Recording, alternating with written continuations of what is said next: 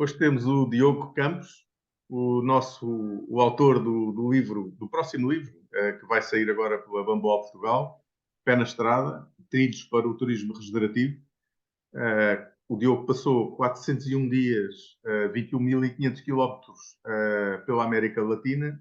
Esses 21.500 quilómetros foram à boleia e, no fundo, eu diria que o Diogo viveu uma viagem épica, sobretudo para ele próprio, mas passou por uma experiência incrível.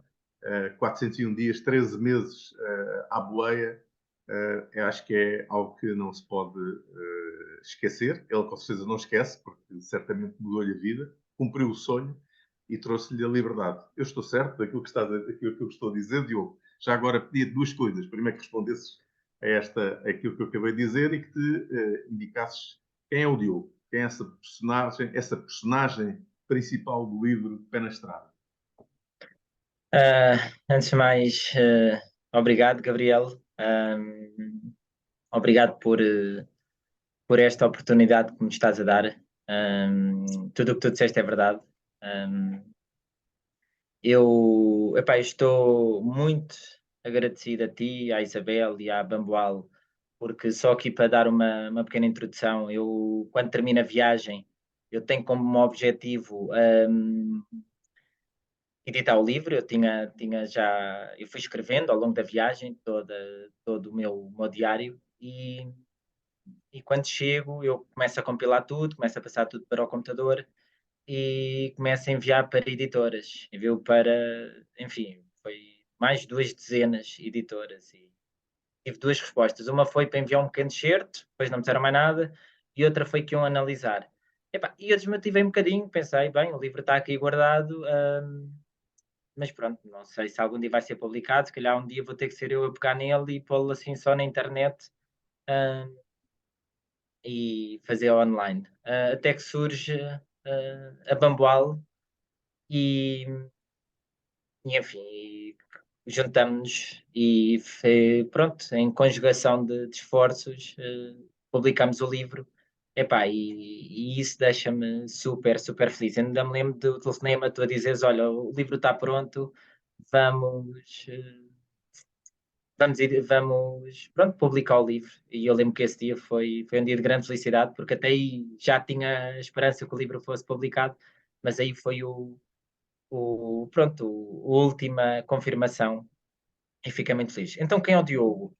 Mas deixa-me só Uh, interromper-te, antes de Diz. dizer quem é o Diogo.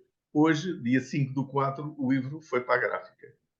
Boa, boa, boa, boa. Portanto, contamos que este livro esteja disponível meados, diria, 17, 18 deste mês de abril de 2023. Então, Boa. quem é o Diogo? Boas. Então, é assim, hum, o Diogo é muitas coisas. O Diogo, na verdade, é, É engenheiro? sim, na parte prática, na parte teórica, eu formei-me como engenheiro do ambiente, pela Universidade Nova, com um mestrado em gestão de sistemas ambientais. E, e quando saí da faculdade, criei um negócio de sumos verdes. Sempre tive uma grande vontade de criar os meus negócios, de criar os meus projetos. Não tanto negócios, mas criar os meus projetos. Eles fervilham dentro de mim, é preciso, a minha dificuldade é conseguir controlá-los.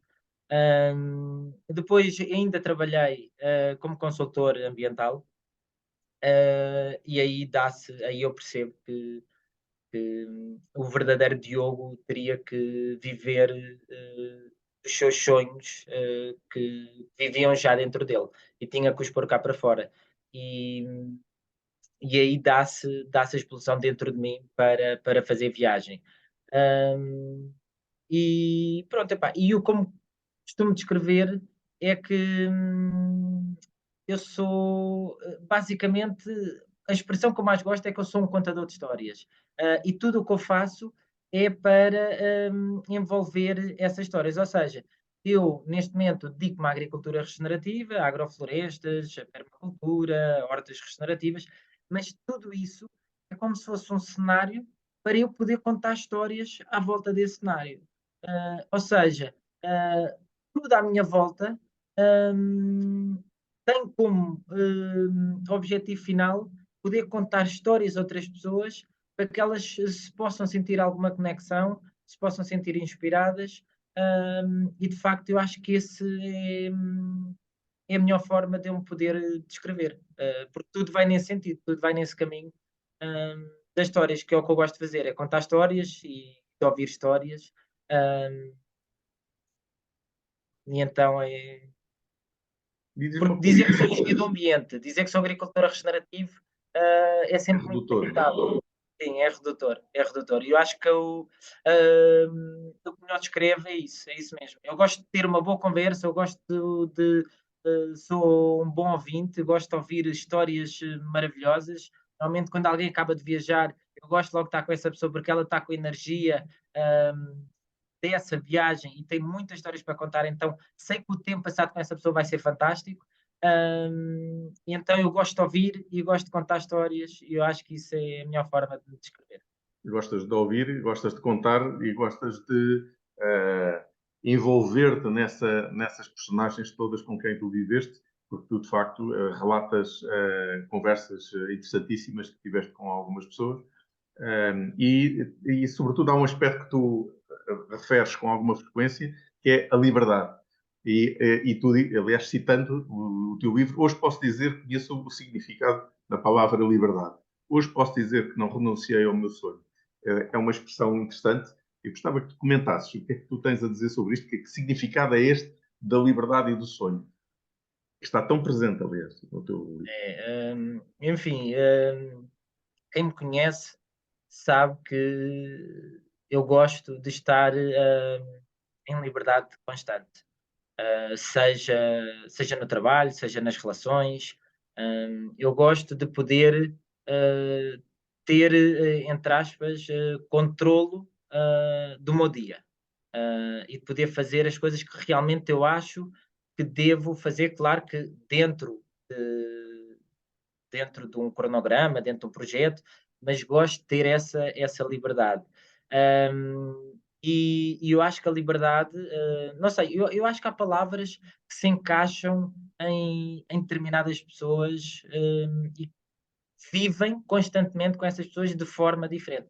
Eu acho que a liberdade é muito a minha palavra. Há pessoas que pode ser, por exemplo, o cuidar, há pessoas que podem ser a superação. E eu acho que dentro de mim vive muito tudo o que é a liberdade. Claro que a liberdade não quer dizer que a pessoa esteja sempre, entre aspas, que seja um preguiçoso, que seja alguém que não quer fazer nada. Não, a liberdade pode ser a desenvolver alguma coisa, mas que haja essa flexibilidade. Eu acho que a viagem foi um bocado uma explosão dentro de mim, de eu me estar a sentir preso, hum, preso a determinadas situações, por exemplo, preso a ter que ganhar o dinheiro ao final do mês para pagar a renda da casa, para pagar a água, para pagar a luz, enfim, e senti que eu estava estagnado naquele ponto e que não me conseguia soltar daquilo. E então aquilo foi algo que me foi estrangulando aos poucos em que eu senti, não, eu tenho que explodir e tenho que quebrar com este ciclo que estava a viver. Uh, e aí eu falo da questão de não renunciar ao sonho, porque eu sinto que tive essa coragem, porque não era fácil atirar-me para o desconhecido, mergulhar neste oceano profundo que vivia dentro de mim, e pronto, e atirar-me assim, não é? Porque ia haver, entre aspas, alguns riscos e situações em que não ia ter apoio de mais ninguém a não ser de mim, da minha intuição. Sim, enfim, eu sou um fã do teu livro, gosto, já o li como imaginas muitas vezes, eh, mas, eh, mas sobretudo acho que sim, é um livro que traz essa liberdade que está em ti, mas sobretudo é um livro que não se afunda no drama. Não é? Ou seja, quando tu vivencias aqueles momentos, alguns até mais difíceis ou com algumas peripécias, tu vês sempre as coisas por um outro lado, com um lado mais positivo, um lado em que ou te encoras, ou que te permite visualizar ou te sentir algo que não estava presente em ti, e portanto vês como uma experiência até espiritual, tu falas nisso, que houve uma mudança significativa em ti. E eu pergunto, faço isto que eu acabei de dizer, que Diogo era aquele que iniciou a viagem e que Diogo era aquele que terminou a viagem. Ok.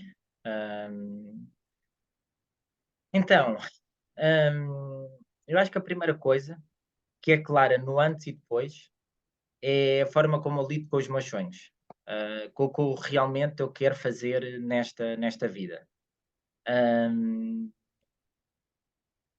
eu acredito que todos nós temos prazeres muito próprios. Pode ser correr, nadar, escrever, tocar um instrumento, cuidar de plantas, cozinhar, enfim.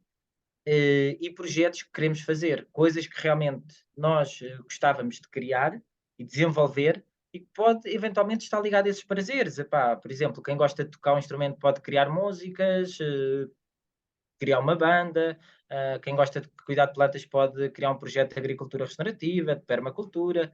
E o Diogo da viagem, o Diogo tinha um sonho muito forte de viajar, porque esse sonho, eu lembro-me que esse sonho que começa dentro de mim aos 14 anos, quando eu estava no nono ano, e quando eu decido que uma das coisas que eu ia fazer na minha vida era Erasmus, um, e foi em Erasmus que nasce o sonho de viajar. Isto é interessante, porque em cada sonho nasce um sonho maior. E esse Diogo, antes da viagem, que tinha sonho forte de viajar de uma forma livre, perguntava-se constantemente se era possível, se um dia conseguiria fazer essa viagem. E foi preciso eu estar quase encostado à parede, e digo isto porque também queria ser pai, na altura já tinha 28 anos, e no livro fala disso, desse ponto de quebra, logo ao início. E eu sabia que se não fosse naquele momento, nunca mais eu conseguiria fazer aquela viagem com aquela energia, com aquele espírito. Infelizmente eu tive a coragem, como já disse, de mergulhar nesse sonho, que era tão profundo que me tinha medo. E a diferença do Diogo depois da viagem é que ele já não se pergunta se é possível realizar um sonho. Eu neste momento sinto que os sonhos são para se viverem, e são para se realizarem, por mais utópicos que possam parecer. Tal como nós precisamos do dinheiro ao final do mês para comer, para pagar a renda, ou seja, para sobreviver diariamente, nós precisamos de estar a viver os nossos sonhos para podermos realmente viver a vida. E o meu problema neste momento, enfim, é o outro, que é estar envolvido em vários sonhos ao mesmo tempo e conseguir fazer a gestão desse tempo, que às vezes não é fácil, para não me tornar escravo dos meus sonhos. E eu acho que esta é que é a grande diferença do Diogo antes e depois da viagem, porque a questão da liberdade, a questão de continuar a sonhar, não sei, todo esse espírito mantém-se, é apenas a forma como eu hum, giro, consigo gerir os sonhos que eu tenho dentro de mim e saber que eu tenho que os fazer e tenho que me pôr nessa linha, tenho que me pôr nessa rota, porque essa é a minha vida. E tudo o resto depois vem por acréscimo. Então eu agora tenho mais essa confiança, sou uma pessoa mais confiante nesse aspecto. Depois, também há uma coisa que é muito importante, é que o Diogo antes da viagem era um Diogo mais urbano, um Diogo pensava que iria sempre viver na cidade. Eu vivi em Lisboa até os meus 26 anos. Eu era literalmente o menino do botão que não sabia o que era o cheiro do alecrim. Há uma música que fala disso, do Rui Veloso, acho eu. E eu era literalmente isso. E essa música eu ouvi muitas vezes, e só depois da viagem é que ouvi essa música e que eu percebi essa letra dessa música e que me fez todo o sentido, porque era eu antes da viagem. O Diogo depois da viagem é uma pessoa que veio com uma grande ligação à terra, à natureza, a perceber que nós devemos vivenciar todos os processos que passam por nós, seja desde a alimentação, seja onde vivemos, seja a forma como nos deslocamos. Então, é alguém que quer realmente perceber esses processos, e quer vivenciá-los de uma forma completa. Ou seja, quando como um alimento, eu questiono onde é que este alimento foi produzido. Será que eu posso produzir? Quando é que ele foi colhido? Epá, e tudo isso mudou muita coisa dentro de mim, todas essas questões que vêm ao de cima. Então o Diogo que vem depois da viagem é um Diogo que se começa a ligar à terra, começa a ligar à agricultura, começa a ter um interesse genuíno por isso. E que antes a minha mãe já tinha a quinta e eu ia-lhe ajudar, mas era um pouco um frete. Não sentia prazer em estar a ajudar na agricultura. E isso eu acho que consegui dar assim uma resposta do antes e do depois. Não sei Sim, sim, claro. sim, falas nisso, eu percebi perfeitamente a tua resposta e também, mas gostava só de citar aqui um ponto que acaba por se ligar àquilo que de facto tu acabaste de dizer, que é ao momento em que tu dizes que mergulhei na natureza virgem em desertos infinitos, em praias paradisíacas, sorri, chorei, senti-me culpado, mas também abençoado, cresci espiritualmente. E no fundo é um pouco esta, vou-lhe chamar, amálgama de sentimentos e de sensações e de momentos.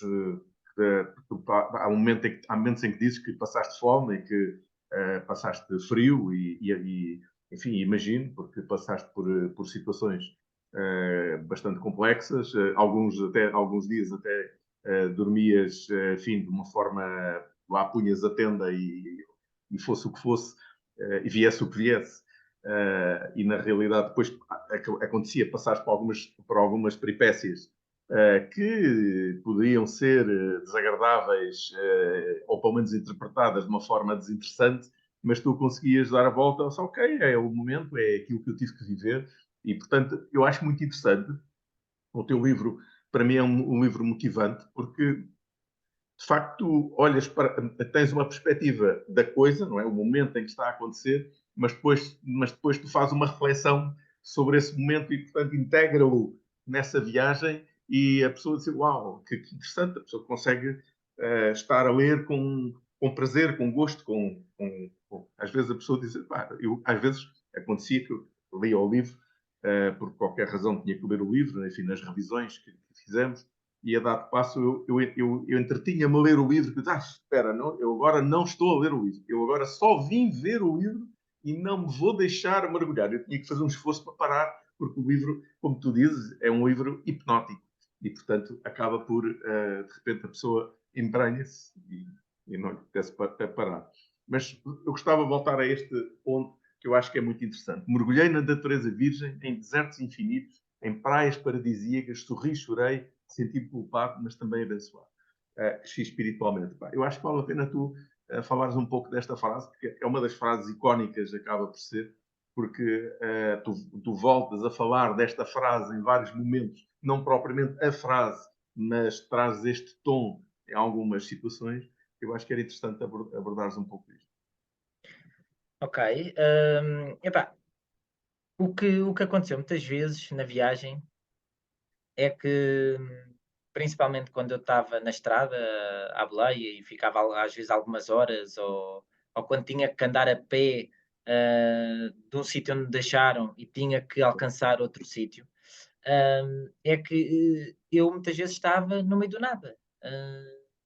E, ou nas caminhadas que fiz pela Patagónia, lá pelas montanhas, e eu passava esses momentos sozinho. E eu sinto que esses momentos me fortaleceram bastante. Eu tinha,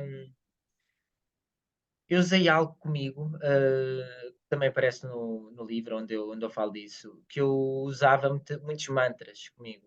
Não eram muitos, eu usava poucos mantras, mas usava-os muitas vezes.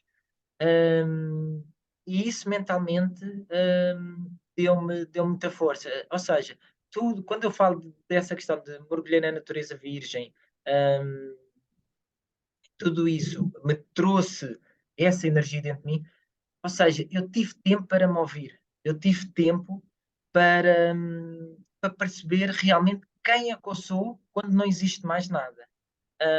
E eu acho que, como eu passei muito tempo nesse registro, eu consegui realmente perceber melhor quem é que eu era, porque nós no dia a dia, às vezes temos essa dificuldade, temos coisas para fazer, temos o telefone a tocar, temos, enfim, toda uma série de atrações à nossa volta que não nos permitem fazer isso. Ou seja, quando eu estou numa montanha, hum, na Patagónia e estou a caminhar sozinho e só existe árvores, ou só existe aquelas vistas deslumbrantes. Epá, eu estou ali sem pensar em nada, eu não preciso pensar o que é que vou comer a seguir, eu não preciso estar a pensar se o meu telefone vai tocar. Então, não existe esse conflito entre o interior e o exterior. Só existia o interior. E, e eu acho que isso fez-me realmente eu perceber que mergulhei, como nunca tinha feito antes, ah, nesse, nessa profundidade que era eu. Ah, E eu acho que isso me trouxe muita clareza aos caminhos que eu queria continuar a percorrer e senti-me seguro, viria. Porque como não havia prazo de regresso, eu não tinha o bilhete para voltar, eu sentia-me totalmente ao sabor do vento. E eu acho que isso é que me trouxe, não sei, aquelas energias todas fantásticas que eu sentia, aquelas magias de emoções, de sensações. hum, e eu, de facto, eu estava a precisar disso. Nesses momentos é que eu percebi porque é que o meu corpo me pediu tanto para eu fazer esta viagem. Era para eu realmente viver esses momentos. Não Pois. sei se. Sim, sim, sim. Sim, sim, sim, sim. Não, para quem lê o livro como eu, percebe muito bem o que trazes. Mas eu fazia-te uma pergunta, ahm, que é esta. É, tal é a sensação de... Não, eu faço tanto outra pergunta. Quantos caminhos de Santiago tu fizeste nesses 401 dias à boleia?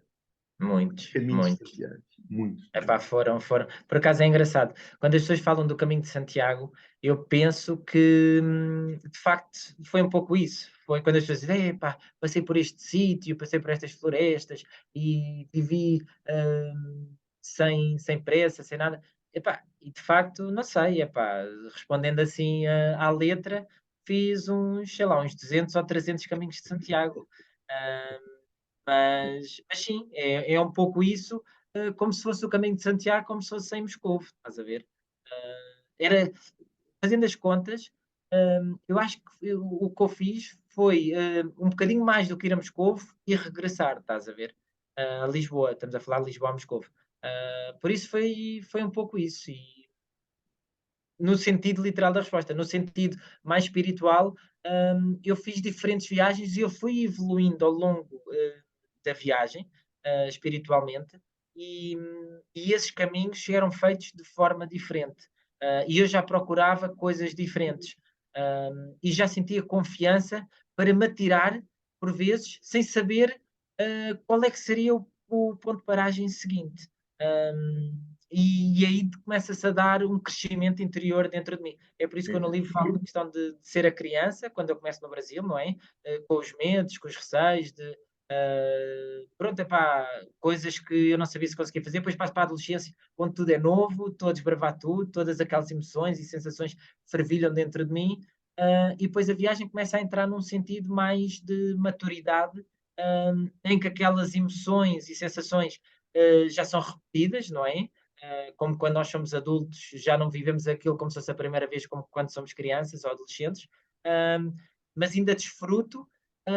E depois, eu, no final do livro, eu sinto que é como se tivesse vivido uma vida dentro da minha vida. E a sensação que eu tenho no final do livro eu acho que deve ser a sensação que uma pessoa tem quando está às beiras de partir, de partir para um novo, enfim, de sair Um deste corpo. estágio. Sim, do fim deste estágio. E eu tenho a sensação que hum, eu acho que vivi isso, estás a ver? Eu acho que quando chegar um momento e tiver a possibilidade de fazer uma reflexão sobre o que é que foi a minha vida, não vai ser muito diferente da reflexão que eu fiz quando a minha viagem estava no fim. Uh, então é isso. Pois. Pá, eu gostava só enfim, agora vou-te retirar da profundidade daquilo que acabaste de dizer, eu gostava que continuasse a ressoar, mas preciso de fazer uma outra pergunta. Qual foi a sensação? Tenta visualizar a primeira boleia e a última boleia. Quais foram as sensações que tu tiveste na primeira, não é? Pá, que era a primeira vez que estavas a fazer uma boleia, a pedir uma boleia para um destino desconhecido, praticamente. E qual foi a última boleia? Que, aliás, houve uma conversa super interessante com um psicólogo, um psiquiatra, e que foi de uma profundidade gritante. Sem dúvida, sem dúvida. E essas perguntas existiram todas. O engraçado é isso, aquilo parecia que tinha sido preparado. Aquilo é incrível. O discurso da última boleia é assim uma coisa Sim. sublime. Eu estou dentro do carro, eu nunca mais me vou esquecer, não é? E aquilo é. Eu assim, pá, puxa, que resumo, como é que é possível calhar. Mas enfim, vamos começar do início. Eu acho que são muito interessantes essas duas boleias. Quem tiver a oportunidade de ler o livro. Um, Se quiser pegar em histórias, pode começar por aí, pegar na primeira boleia e na última boleia, porque eu acho que resumem muito bem quem é eu era no início e quem é que eu era no final. Então, a primeira boleia na estrada, porque eu tive a primeira boleia real, é quando se dá o fim de ano, que nós no Brasil não tivemos à boleia, trocámos, pronto, voluntariados por alojamento, mas não tivemos propriamente à boleia. A primeira boleia dá-se quando eu estou sozinho. E só para fazer um resumo, os primeiros 70 dias, 2 meses e pouco, eu estive com a Susana no Brasil, e no final do ano ela vem-se embora no dia 1 de janeiro, e eu a partir do dia 1 de janeiro fico sozinho. E eu no dia 2 de janeiro, eu apanho primeiro uma boleia para Curitiba, de um casal que tinha conhecido lá na passagem de ano, e eu não conto essa como a primeira boleia, apesar de ter sido uma boleia de 300 ou 400 quilómetros, e também foi uma boleia interessante, mas não conto essa como a primeira boleia. Eu conto a minha primeira boleia quando eu estou em Curitiba, no Brasil, um, e vou para a estrada, literalmente, e eu sigo. Eu tinha preparado isso antes da viagem, porque eu não sabia como é que havia de ser. Então eu vi um rapaz que é um blogger, e ele é um blogger de andar à boleia. Tanto que o nome dele é qualquer coisa carona, que é como se diz andar à boleia no Brasil. E, hum, e ele mostra como é que ele pede play em Curitiba. E eu sigo os passos todos dele. Apanho o autocarro X, depois apanho outro autocarro, passei naquele sítio e passo por a play naquele sítio. E eu penso assim, ok, se ele fez e se ele mostra que é possível, epá, eu também hei de conseguir. E eu, epá, ia com muito medo, na verdade, epá, o meu coração ia aos pulos, porque ia-me atirar, e se ninguém me desse play, onde é que eu ia dormir? Enfim, aquilo tudo estava-me assim a criar assim muito um bocadinho de stress, não é? E eu ponho na boleia, eu lembro-me que aquilo tinha assim numa espécie de uma via rápida, e aquilo tinha uma espécie de uma subida, os carros estavam a passar 90, 100 km/h, não era o ciclo ideal, mas era o que havia, e eu ponho numa subida que é onde os carros, pronto, mais facilmente conseguiam parar. E eu fiquei cerca, quase 2 horas ali na estrada, e eu assim, fogo, vou conseguir ou não vou, vou conseguir ou não vou. O meu pensamento não era bem esse, eu pus um mantra, que vocês depois vão poder ver no livro, em que eu tentava criar a energia para conseguir ter a boleia. E eu ia super preparado, eu tinha um cartaz com a terra a dizer a próxima terra, enfim, eu estava ali a seguir os passos todos. E a verdade é que eu consigo, é de um Daniel, nunca mais me vou esquecer, era uma carrinha branca, tipo uma Ford Transit, e ele dá-me a boleia, pá, já não me lembro, de 50, 100 quilómetros, e eu, nesse momento, eu senti, é possível, pronto, caiu aqui um receio que eu tinha, sabia que a partir daí, se conseguir uma boleia, então ia conseguir mais boleias ao longo da viagem. Um, e a última boleia, epá, é muito interessante. Eu estava no Caribe, estava a ir de Barranquilha para Cartagena, um, e eu tinha o avião no dia seguinte, ao meio-dia ou à 1 da tarde. Eu tinha que estar no aeroporto às 10, 11 da manhã.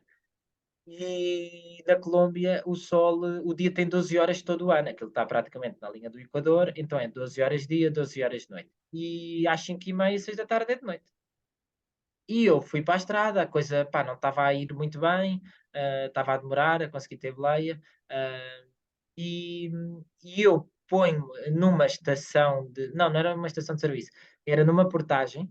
E eu ponho-me assim, as portagens normalmente são locais ideais, porque os carros abrandam, têm tempo de observar, enfim, ali são sítios bons para quem um dia queira pedir boleia, as portagens são sítios fantásticos. E eu ponho-me a seguir às portagens, mas já era de noite. Pá, e eu tinha o avião no dia seguinte, hum, em Cartagena. E eu assim, pá, fogo, eu vou ter que conseguir uma boleia, eu não tenho outra hipótese. E ponho-me ali, e o polícia, estava lá um polícia, e o polícia diz-me assim, aqui ninguém para, esquece, aqui não vais conseguir ter boleia. E eu sempre consigo, epá, eu já estava na viagem há 400 dias, não é? E assim, não, eu vou conseguir uma boleia. Apesar de noite é muito mais complicado e eu evitava pedir boleia à noite. Pá, e a verdade é que para um carro, para um médico, eu acho que ele era médico, psicólogo ou médico, já não me lembro, e, e ele dá-me a boleia e ele começa-me a fazer várias perguntas. Eu digo: Olha, esta vai ser a minha última boleia, eu estou a terminar a viagem, conto-lhe a história, e ele começa-me ali a fazer várias perguntas super interessantes sobre a boleia. Foi uma pessoa incrível e conta-me histórias também dos filhos dele. E infelizmente já não sei se o consigo encontrar alguma vez, porque eu acho que ele ia gostar de ver isto relatado no livro. E, e enfim, então são essas duas boleias foram de facto muito, muito especiais. Houve outras boleias muito especiais, mas essas, sendo a primeira e a última, foram fantásticas. Aí consigo a boleia, chego a Cartagena, já às 8, 9 da noite, tinha um sítio onde ia dormir já combinado em Couchsurfing e pronto, e tudo corre bem, tudo fica tranquilo. Couchsurfing, tu fizeste, sei lá, É, é. quantos couchsurfings fizeste nesta viagem? É uma coisa incrível. Pois, eu acho esta viagem absolutamente, vou-te chamar, poderosa, no sentido de uma transformação pessoal imensa, e por isso eu chamo-lhe uma viagem épica, porque com certeza, enfim, acho que por mais viagens que façamos, é sempre uma viagem deste género, sem programação na realidade, sem um ponto tem um ponto de partida e também não tem um ponto de chegada. Portanto, não tem nem o dia de chegada, nem o número de dias, nem o número de quilómetros, nem nada. Portanto, isso é que é, diria, o salto para o desconhecido. E é essa vivência toda que tu primorosamente escreves no livro, descreves, umas vezes uma forma poética, noutras vezes uma forma sofrida, outras com bastante alegria, mas sobretudo com liberdade, que é aquilo que tu trazes. Eu diria que este livro é um livro que acaba por ser, com todas estas oscilações naturais que tem naturalmente uma viagem de 13 meses, de 401 dias, acho que é um hino à alegria, na verdade. E se quiseres, um hino à liberdade. E, portanto, eu dou-te já aqui os meus parabéns por este maravilhoso livro que tu escreveste. Mas, pergunto eu, voltando à realidade, uh, que é o dia 2 que nós estamos, neste dia de 5 de Abril, a pergunta é: e o que é que tu passas aos teus filhos? Ou seja, como é que, claro, um deles é muito pequenino, mas pronto, mas o outro já é maior, mas o que é que tu passas, ou seja, ao menos qual é a expectativa que tu tens de passar? Porque enfim, diria que não há muitos pais que tenham passado por uma viagem destas e portanto, se é uma viagem transformadora para si, certamente há de ser para os filhos. Ahm, epá, eu tenho dois filhos. A Camila ainda é muito pequenina. Ela nasceu, ela ainda nem um ano tem. E o Tomé já começa a querer desbravar o mundo. Ele adora fazer caminhadas, adora ir. Tanto que ele diz que o Tomé é o explorador, gosta de se aventurar. E eu quero trazer a eles muito dessas vivências, essas caminhadas no meio da natureza. Ele gosta muito de acampar, o Tomé. Um, por vezes vamos acampar no nosso terreno e ele adora. No verão fizemos isso algumas vezes. Um, e eu acho que o que tento passar a eles, não é bem tentar passar a eles, eu tento respeitar o tempo deles. Ou seja, o Tomé, com 4 anos, precisa de brincar, precisa de explorar o mundo. Então eu tento dar-lhe esse espaço para que ele possa brincar ao máximo, com o mínimo de restrições possível, para que possa explorar a sua essência, não é? Porque cada criança gosta de brincar de formas diferentes, apesar de agora de haver muita televisão e de haver muita internet. Nós tentamos restringir um pouco isso, porque isso acreditamos que limita a criatividade dele, limita as brincadeiras que ele pode querer criar. um, e então eu tento dar-lhe esse espaço para ele poder brincar e para poder explorar, porque o espaço dele poder brincar e explorar agora vai ser diferente daqui a 1 ano, daqui a 2 anos, daqui a 3 anos.